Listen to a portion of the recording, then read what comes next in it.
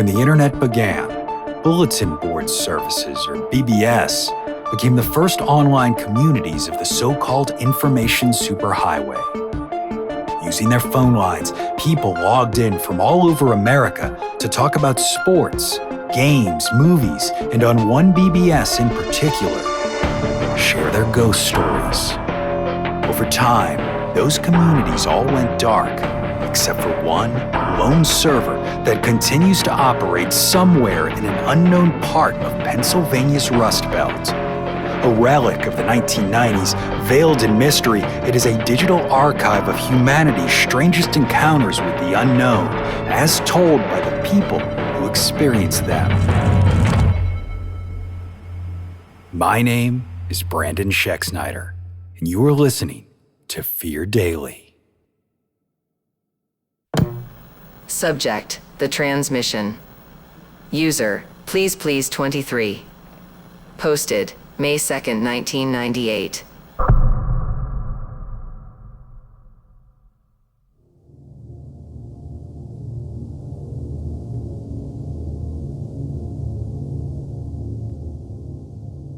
They say don't let the crazy ones get to you. Don't pick up the phone after dark. Don't let the story follow you home. I followed all of those rules until I didn't. I'm not giving my name, and I won't say which station I work for. Just know it's a big one. Top 10 market, coast. I've been in this business long enough to have seen just about everything people throw at a newsroom. Hoaxes, tips, rants, threats, weird fan mail, you name it. We're trained to filter the static, separate fact from fiction, but sometimes the static reaches back.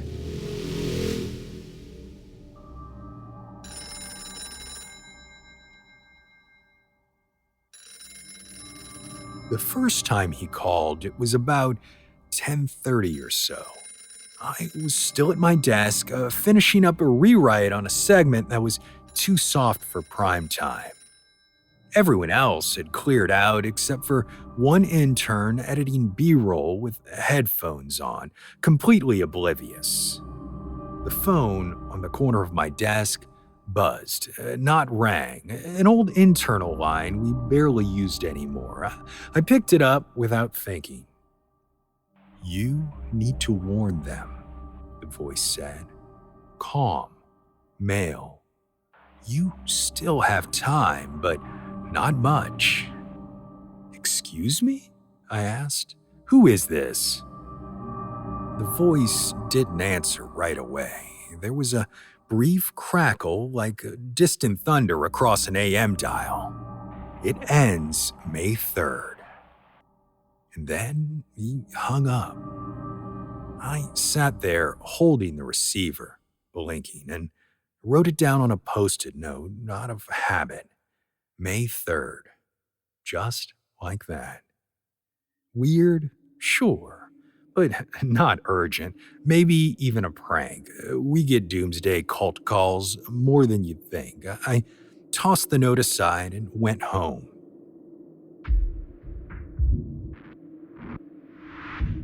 Four days later, he called again.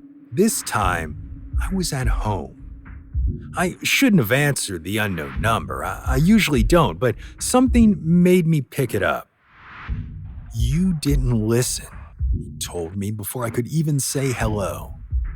"They're already bleeding through. You'll see it. You'll hear it. It's not your job to stop it. You can, but you can warn them while the transmission holds." "Who are you?" I snapped. "Is this some kind of performance art, a pitch, or how did you get my home number anyway?" He sighed like I was missing something obvious. "No one's watching the sky anymore. Not really. The frequencies are filling up with echoes. You have to start telling the truth before it shuts off." Then, click. I *69 immediately, but it didn't ring. deadline. The next morning, I told our assignment editor. She laughed. Maybe it's viral marketing for a horror movie, she said, ribbing me a little. If he calls again, see if he has a press kit. But I kept thinking about it. I'm not superstitious. I'm not a conspiracy nut, but I've always trusted instinct, and mine told me something was off, especially after what happened the following week. We had a feed issue during our Saturday morning broadcast, a weird stutter in the signal, like the video froze, then skipped ahead by a few frames. I replayed the segment later and slowed it down. In 4 frames, just under a half a second, the screen went to black. Then white text, May 3rd. Then it was gone. Engineering said it had to be a data glitch. They ran diagnostics, but nothing wrong on our end. The next call came 2 nights later, 2:13 a.m. I know you saw it, he said. That means they saw you too. What are you talking about? I asked. Who the hell are you? He ignored the question again. It'll start with your signals, phones, broadcast, audio. The edges will distort, not enough to notice at first, but you'll feel it, like teeth in the static. I told him he was scaring me. Good, he said. That means you're still human. Click. I didn't sleep that night. Couldn't. I just laid there in the dark, drifting in and out of a tired haze.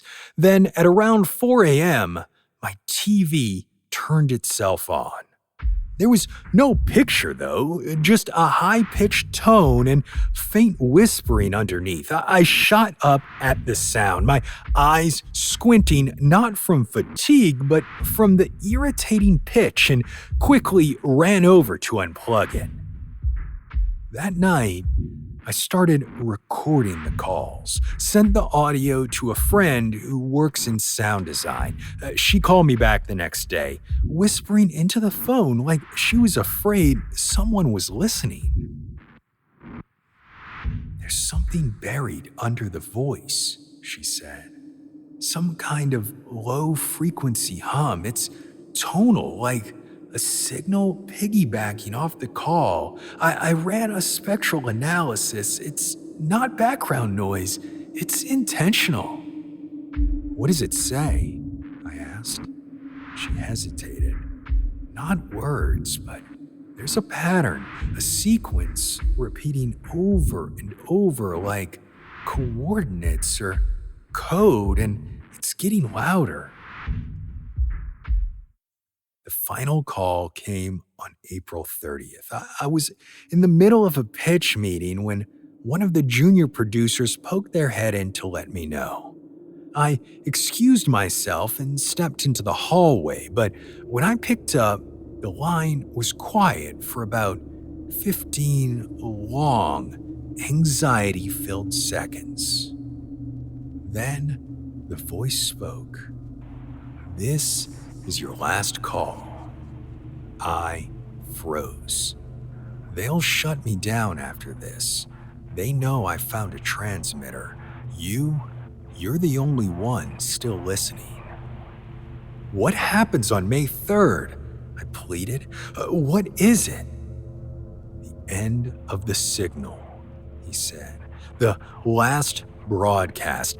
Everything after that is just noise. You have to warn them. Use your voice while you still have one. Why me? He didn't answer. I walked back into the pitch meeting and sat in silence. Didn't say a word, just stared at the wall, listening to the low hum of the fluorescent lights above us. That night, my answering machine filled up with identical messages, all static, all exactly 33 seconds long. Now, it's May 2nd, and I'm more scared than I have ever been. This morning, our network signal went down for a little while, just long enough to show a black screen with white letters. Again, the transmission ends May 3rd.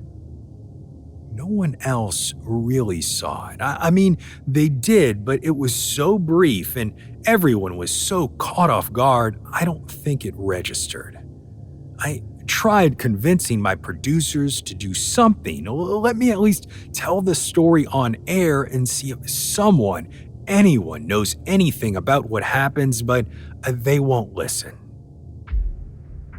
For the first time, I am really scared, but everyone I talk to keeps laughing it off and telling me I'm being paranoid, that someone is messing with me and I'm falling for it. But I truly do not think, no, I know that is not the case.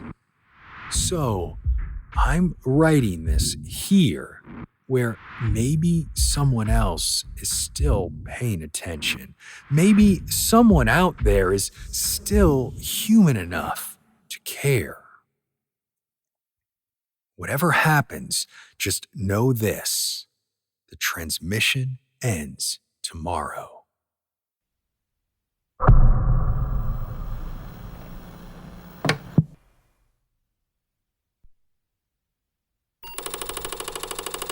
Subject, Little Flame. User, Flimmerguy0005. Posted, June 29, 1999.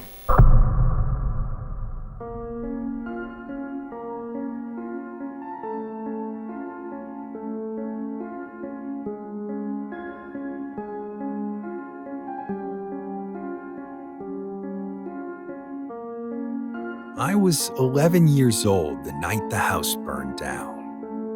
We lived out in the country, just me, my mom, and my dad, in an old 2-story farmhouse with chipped green paint and a porch that sagged like it was too tired to hold itself up. Most of the time, it was quiet out there. Fields stretching past the tree line, the sound of cicadas thick enough to drown out your own thoughts. That summer, the air hung heavy and dry, like the world was holding its breath.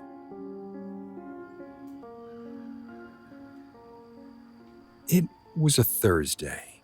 I remember that because Mom was supposed to come back from town with groceries, and I'd been watching cartoons all afternoon, sprawled across the living room sofa, eating a dry cereal straight from the box. My dad worked late shifts, so it wasn't unusual for me to be alone for a bit. I wasn't scared. Not until I heard the sound upstairs. It was this cracking noise, sharp, unnatural, like wood splitting in a furnace, but louder. I paused the TV, sat up, and smelled it. Thick and sour, like burning plastic and something worse underneath. Smoke was crawling out from the vents, and by the time I stood up, it had already started its slow descent down the staircase like it had a mind of its own. The panic didn't hit right away. I remember that. I just started running through the hall toward the front door, but the second I stepped into the entryway, I stopped cold. The living room was on fire, but it wasn't like in movies or those fire safety videos they show you at school. It wasn't chaos. It was beautiful, like someone had peeled the roof off and poured gold sunlight inside. The flames licked the walls and curled across the ceiling, slow and elegant like dancers, and sitting right there in the middle of it all on the old plaid sofa I'd just been lying on was a man, or something that looked like one. He was made of it, of fire, of smoke, of something ancient. His skin shimmered like glass caught in a furnace, and where his eyes should have been were two pits of burning coal. But it was the smile that did it. Broad, warm, like he was watching something delightful. He was happy. That much was clear. He wasn't screaming or panicking. He wasn't even moving. He was just sitting there, legs crossed with flames crawling up his arms like pets, staring right at me. And I stared back. I couldn't move, couldn't breathe, couldn't think. In that moment, everything else dripped away.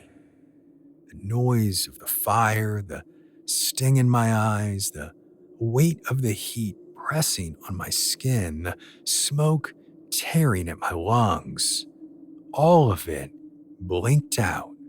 It was like I'd been dropped into a different place entirely. I wasn't in the house anymore. I stood in the middle of a vast field beneath a black sky, stars overhead that pulsed like dying embers. The ground beneath my feet was cracked and glowing red, like cooling lava. It wasn't hot, it wasn't cold, it just was. And across from me stood the thing from the couch. No longer lounging, he rose tall now, limbs stretching with smoke that curled off his shoulders like steam. He didn't speak, but somehow I heard him. "You saw me. You see me. You always have." I didn't answer. I didn't even know how. I just stood there, staring into those ember eyes, and it felt like he was reading something to me, something older than my memories. "They forget us," he said, "until the moment they don't." He stepped forward, and the cracked earth didn't crunch underneath him. It shimmered like it recognized him, like it obeyed him. "You, little flame, you'll remember." And then he touched my forehead.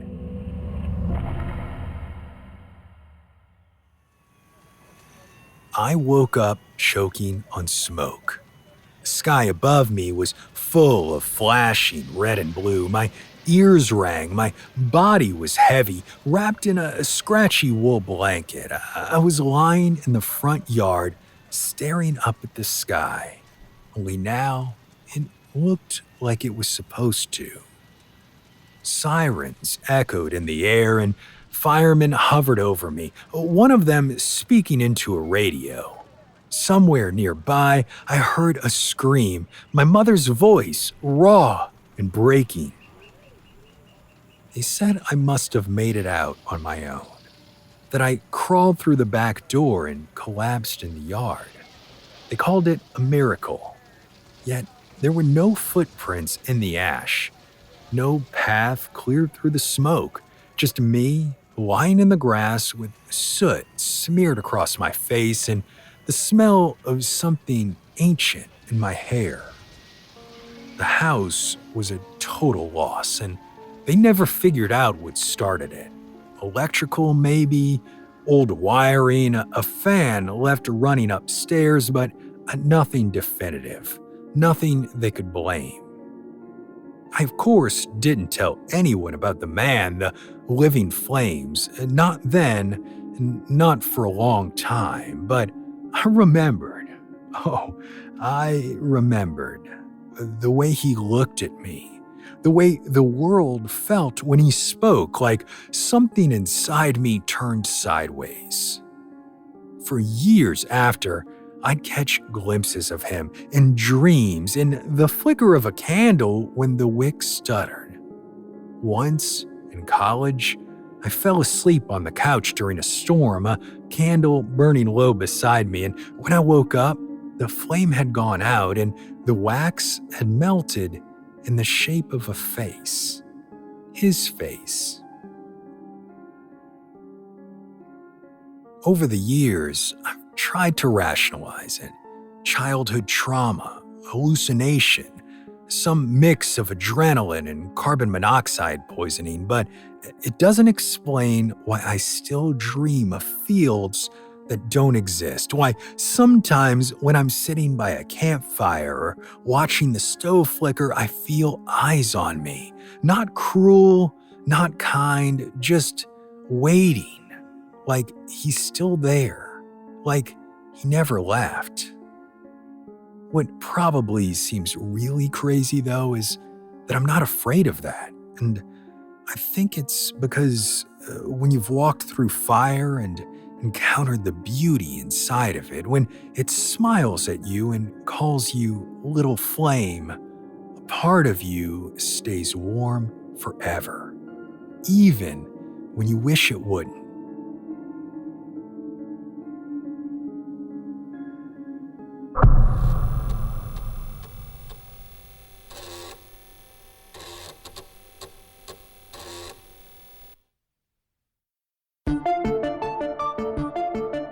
Fear Daily is an independent podcast hosted by Brandon Schexnayder and written by Brennan Storr, with Joanna Smith serving as the consulting editor, audio production by Rachel Boyd, and sound design by Southern Gothic Media.